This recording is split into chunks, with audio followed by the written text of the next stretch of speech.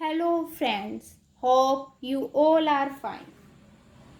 आज हम करेंगे मेजोरिटिज्म इन श्रीलंका। पिछली वीडियो में हमने बेल्जियम के बारे में पढ़ा और श्रीलंका की पॉपुलेशन कॉम्पोजिशन के बारे में पढ़ा। आज हम पढ़ेंगे majoritarianism in Sri Lanka. Firstly, what is the meaning of majoritarianism? Majoritarianism का मतलब क्या है? मेजोरिटिज्म का मतलब है a belief that only majority community should be rule in a country by disregarding the wishes and needs of the minority.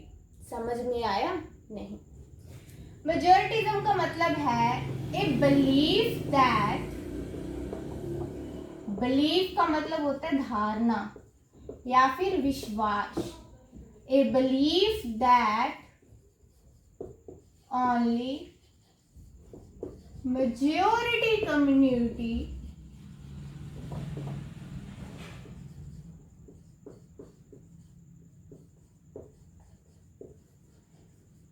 should be ruled in a country by disregarding the wishes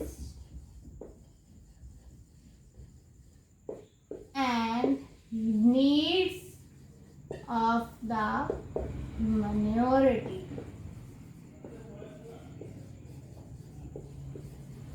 disregarding का मतलब होता है अनदेखा करना। मेजोरिटिज्म का मतलब है a belief that only majority community should be rule in a country, कि जो मेजोरिटी में कम्युनिटी है वही कंट्री में रूल करेगी बाय डिसरिगार्डिंग, अनदेखा करके किसको?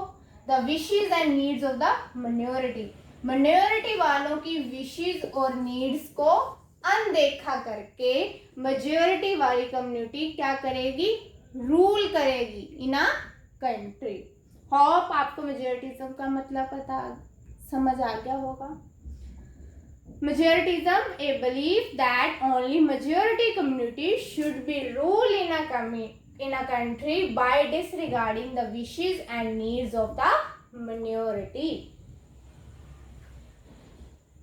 हमने पिछली वीडियो में पढ़ा था कि श्रीलंका में जो सिन्हाला वाले थे वो मेजॉरिटी में थे और जो तमिल वाले थे वो माइनॉरिटी में थे। तो अभी हम पढ़ेंगे कि कैसे सिन्हाला वालों ने तमिल वालों का अपनी मेजॉरिटी से गलत फायदा उठाया और कैसे तमिल वालों ने इस मेजोरिटिज्म को खत्म करने के लिए कैसे उन्होंने स्ट्रगल किया, ये भी हम पढ़ेंगे।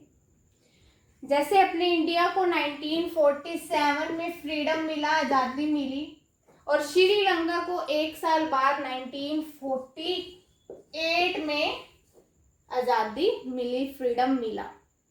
तो आफ्टर इंडिपेंडेंस इन श्रीलंका जो सिन्हालास वाले थे उन्होंने अपनी मेजोरिटी का गलत फायदा उठाया था। क्या गलत फायदा उठाया था अब वो हम पढ़ेंगे। उस पर भी क्वेश्चन आता है कि मेजोरिटी वालों ने माइनॉरिटी वालों का कैसे गलत फायदा उठाया, या फिर ये क्वेश्चन आ सकता है कि उनके बीच में कॉन्फ्लिक्ट क्यों थी, किस उसका कारण क्या था। ये भी क्वेश्चन आ सकता है कि जो माइनॉरिटी वाले थे वो मेजोरिटी वालों से अलग सा फील क्यों करते थे, उनको अपनापन जैसा नहीं लगता था, एलिएनेटेड फील क्यों करते थे। ये 3 क्वेश्चन बन सकते हैं और इन तीनों का एक ही आंसर है, वो मैं आपको अभी बताती हूँ। उन 3 क्वेश्चंस का आंसर ये है। First point, the leaders of the Sinhala community sought to secure dominance over the government by their majority। जो सिन्हाला कम्युनिटी के जो लीडर्स थे वो क्या चाहते थे? गवर्नमेंट के ऊपर अपनी डोमिनेंस का मतलब होता है प्रभाव है, रूल बाय देयर मेजॉरिटी, अपनी मेजॉरिटी के द्वारा वो गवर्नमेंट के ऊपर अपना डोमिनेंस सिक्योर करना चाहते थे, अपना रूल को सिक्योर करना चाहते थे। एज ए रिजल्ट जिसका परिणाम क्या निकला, democratically elected government adopt a series of majoritarian measure to establish Sinhala supremacy. जो इलेक्टेड गवर्नमेंट थी उसने क्या किया, मेजोरिटिज्म मेजर्स को एस्टैब्लिश कर लिया, जिससे सिन्हालास क्या हो गए, पावरफुल हो गए। क्यों उन्होंने मेजोरिटिज्म को मेजर किया, due to their majority. Third point है, in 1956 act was pass Sinhalas as an official language by disregarding Tamil language. 1956 को एक एक्ट पास किया गया जिसमें उन्होंने सिन्हाला को एक ऑफिशियल लैंग्वेज बता दिया। अपनी इंडिया की कोई ऑफिशियल लैंग्वेज है? नो, क्योंकि अपनी इंडिया में बहुत सारी भाषाएं बोली जाती है, इसीलिए किसी भी भाषा को कोई ऑफिशियल लैंग्वेज नहीं माना गया है। इसके बारे में हम एक नेक्स्ट थर्ड चैप्टर में पढ़ेंगे, लैंग्वेज वाला उसमें आएगा, तो इसको हम डिटेल में बाद में पढ़ेंगे। तो इसका था 1956 act was pass, Sinhala as official language, Sinhala को एक ऑफिशियल लैंग्वेज बना दिया गया और तमिल लैंग्वेज को अनदेखा कर दिया गया। A new constitution stipulated that state protect Buddhism। एक नया संविधान बन गया कि जो स्टेट है, स्टेट का मीनिंग गवर्नमेंट भी होता है, जो गवर्नमेंट है वो सिर्फ बुद्धिज्म धर्म को प्रोटेक्ट करेगी। किसको प्रोटेक्ट करेगी? बुद्धिज्म को। हमने पिछली वीडियो में पढ़ा था, जो सिन्हालास लैंग्वेज वाले थे वो क्या थे, बुद्धिस्ट थे, बुद्धिज्म धर्म को मानते थे। तो उन्होंने एक नया कॉन्स्टिट्यूशन बना दिया कि जो स्टेट है, जो गवर्नमेंट है, वो सिर्फ बुद्धिज्म को प्रोटेक्ट करेगी। तो वो ये अपना मेजोरिटी का गलत फायदा उठा रहे थे। नेक्स्ट पॉइंट है, this government followed preferential policies that favour Sinhala applicants for university positions and jobs. जो गवर्नमेंट है उसने कुछ स्पेशल पॉलिसीज बना दी, जिससे उन्होंने पॉलिसीज क्या बनाई कि अगर किसी ने यूनिवर्सिटी में पोजीशन चाहिए, यूनिवर्सिटी में कोई पोजीशन चाहिए या जॉब चाहिए, वो सिन्हालास एप्लीकेंट होना चाहिए। एप्लीकेंट वो होता है जो रिक्वेस्ट वगैरह देता है जॉब के लिए या यूनिवर्सिटी पोजीशन के लिए, वो सिन्हाला लैंग्वेज में होना चाहिए। जो एप्लीकेशन देता है, सॉरी, वो सिन्हालास लैंग्वेज में होना चाहिए। तो तमिल वालों के साथ बहुत ज़्यादा डिस्क्रिमिनेशन होता था, भेदभाव होता था, उनको कोई पॉलिटिकल राइट्स नहीं मिले हुए थे, उनको लगता था कि उनके पॉलिटिकल राइट्स उनसे छीने जा रहे हैं, उनका अधिकार उनसे छीना जा रहा है, उनकी लैंग्वेज को नहीं प्रोटेक्ट किया जा रहा, उनके धर्म को नहीं प्रोटेक्ट किया जा रहा, उनसे उनके इक्वालिटी नहीं है, उनसे उनके राइट्स छीने जा रहे हैं। तो उनके साथ बहुत ज़्यादा भेदभाव हो रहा था। तो इसीलिए तमिल वालों ने सोचा स्ट्रगल करने का। तो होप आपको ये पॉइंट समझ आ गए होंगे। मैं दोबारा रिपीट कर देती हूँ। The leaders of the Sinhala community sought to secure dominance over the government by their majority. As a result, democratically elected government adopt a series of majoritism measures to establish Sinhala supremacy. In 1956, Act was passed Sinhala as an official language. A new constitution stipulated that the state protect only Buddhism.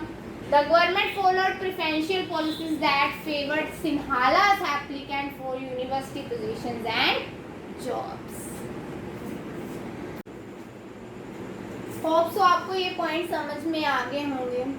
इनके कारण ही जो तमिल वाले थे उनको लगता था कि उनके पॉलिटिकल राइट्स उनसे छीने जा रहे हैं, उनकी अपॉर्चुनिटीज़ उनसे छीनी जा रही हैं। इनके कारण ही तमिल वालों के बीच और सिन्हालास के बीच जो रिलेशंस थे वो क्या हो गए, स्ट्रेंड हो गए, खराब हो गए। एज ए रिजल्ट तमिल वालों ने अपना स्ट्रगल शुरू किया।